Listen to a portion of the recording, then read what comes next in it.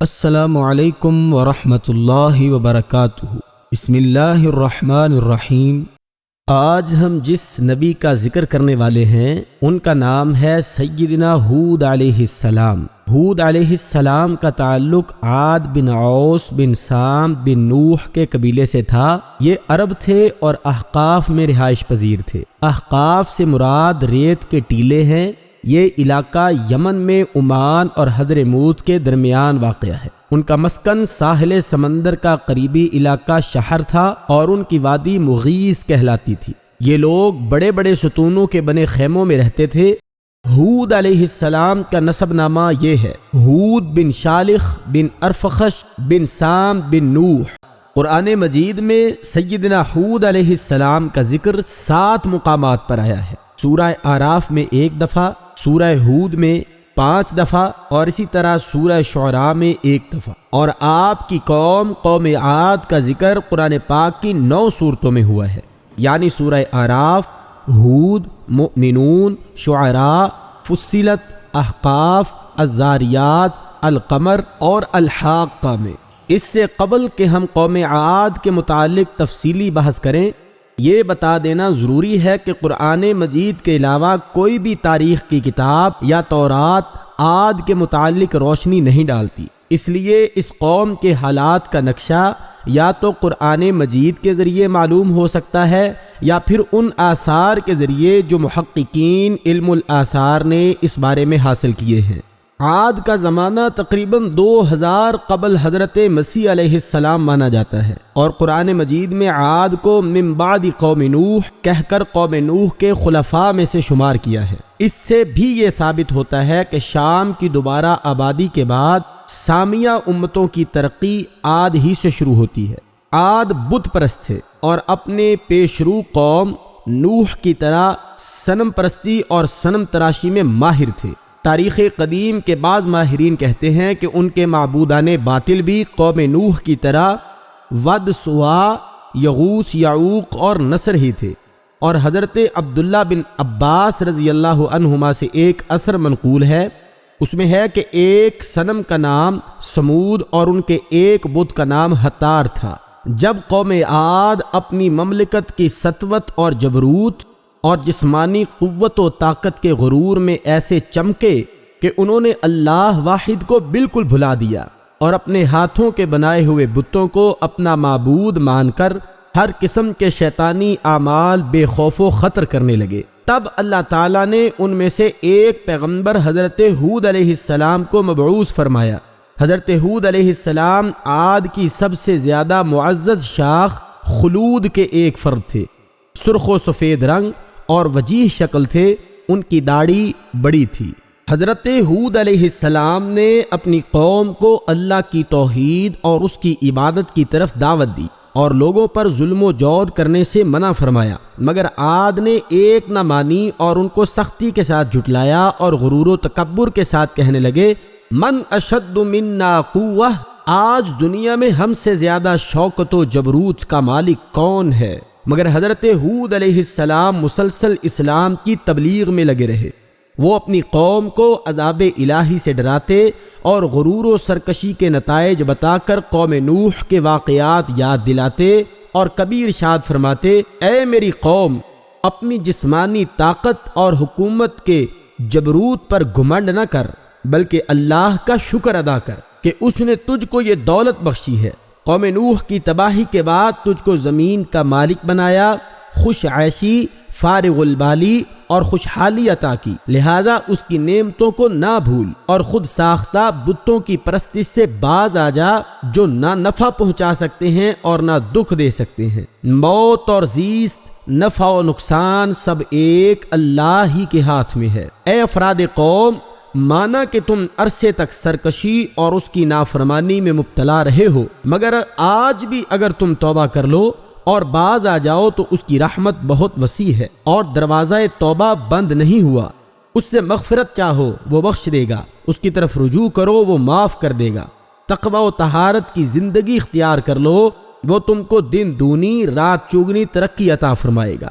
بیش از بیش عزت عطا کرے گا اور مال و عزت میں سرفرازی بخشے گا۔ حضرت ہود علیہ السلام اپنی تبلیغ اور پیغام حق کے ساتھ بار بار یہ بھی دہراتے کہ میں تم سے کسی اجر اور معاوضے کا خواہاں نہیں ہوں، میرا اجر تو اللہ ہی کے پاس ہے، اور یہ نبی کی زندگی کا ایک امتیاز ہے۔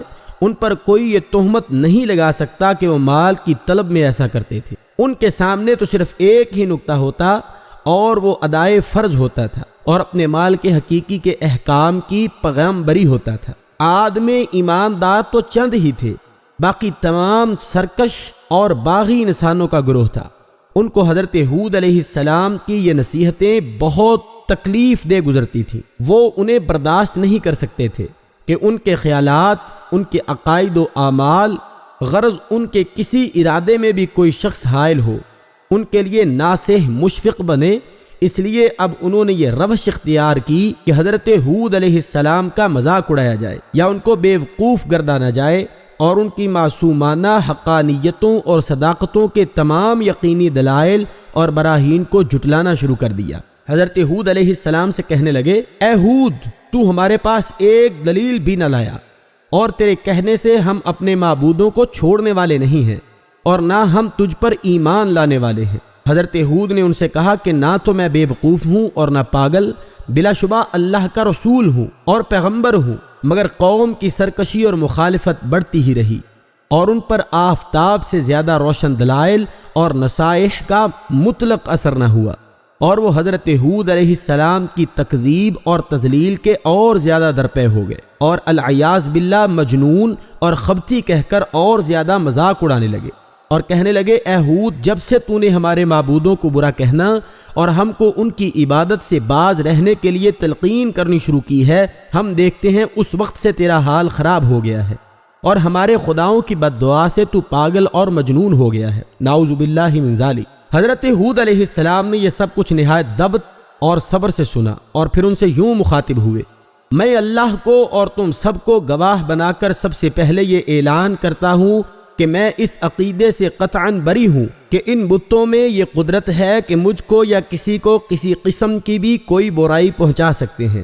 آخر حضرت ہود علیہ السلام نے ان کی مسلسل بغاوت اور سرکشی کے خلاف یہ اعلان کر دیا کہ اگر عاد کا رویہ یہی رہا اور حق سے اعراض اور روگردانی کی روش میں انہوں نے کوئی تبدیلی نہ کی اور میری نصیحتوں کو اپنے دل سے نہ سنا، تو ان کے لیے ہلاکت یقینی ہے۔ اللہ تعالیٰ ان قریب ان کو ہلاک کر دے گا اور ایک دوسری قوم کو زمین کا مالک بنا کر ان کی جگہ قائم کر دے گا، اور بلا شبہ وہ اللہ تعالیٰ کو ذرہ برابر بھی نقصان نہیں پہنچا سکتے، وہ تو ہر شے پر قادر مسلط اور ہر شے کا حافظ و نگہبان ہے۔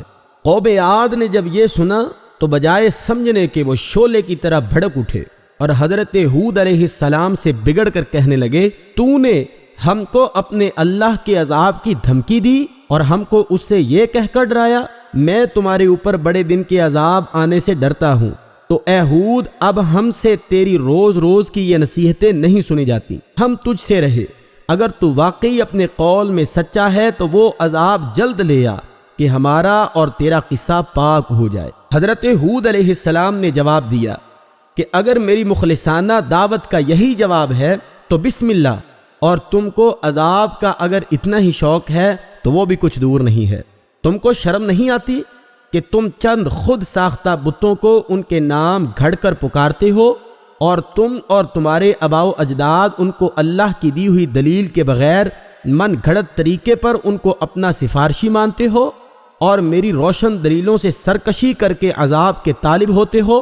اگر ایسا ہی شوق ہے تو اب تم بھی انتظار کرو اور میں بھی انتظار کرتا ہوں کہ وقت قریب آ پہنچا ہے۔ اب کیا تھا، قوم عاد کو سزا دینے کے لیے اللہ کا قانون جزا حرکت میں آیا، اور غیرت حق کی طرف سے عذاب الہی نے سب سے پہلے خشک سالی کی شکل اختیار کی۔ قوم عاد سخت گھبرائے، پریشان ہوئے اور عاجز و درماندہ نظر آنے لگے، تو حضرت ہود علیہ السلام کو جوش ہمدردی نے اکسایا، اور مایوسی کے بعد پھر ایک مرتبہ ان کو سمجھایا کہ راہ حق اختیار کر لو، میری نصائح پر ایمان لے آؤ کہ یہی نجات کی راہ ہے۔ لیکن بدبخت و بد نصیب قوم پر پھر بھی کوئی اثر نہ ہوا۔ بلکہ بغض و عناد اور دوبالا ہو گیا۔ تب ہولناک عذاب نے ان کو آ گھیرا، مسلسل 8 دن اور 7 راتیں تند و تیز ہوا کے طوفان اٹھے اور ان کو اور ان کی آبادی کو تہ و بالا کر کے اور تباہ و برباد کر کے رکھ دیا۔ تنوع مند اور قوی ہیکل انسان جو اپنے ناخنوں سے پہاڑوں کو کورید کر اپنے گھر اور مسکن اور ٹھکانے بناتے تھے اور اپنی جسمانی قوتوں کے گھمنڈ میں سرمست اور سرکش تھے، ان کو ہوا نے آ کر اٹھایا، آسمان کی بلندیوں پر لے کر گئی اور وہاں سے زمین پر پھینک دیا۔ زمین پر گرتے ہی ان کا سر ان کے دھڑ سے الگ ہو جاتا اور اس طرح بے حس اور حرکت پڑے نظر آتے تھے جس طرح آندھی کی وجہ سے تناور درخت بے جان ہو کر گر جاتا ہے۔ غرض ان کو صفحہ ہستی سے مٹا دیا گیا تاکہ آنے والی نسلوں کے لیے عبرت بنے، اور دنیا اور آخرت کی لعنت اور عذاب ان پر مسلط کر دیا گیا کہ وہ اس کے مستحق تھے۔ اور حضرت ہود علیہ السلام اور ان کے مخلص پیروان اسلام اللہ کی رحمت اور نعمت میں عذاب الہی سے محفوظ رہے اور سرکش قوم کی سرکش و بغاوت سے مامون ہو گئے۔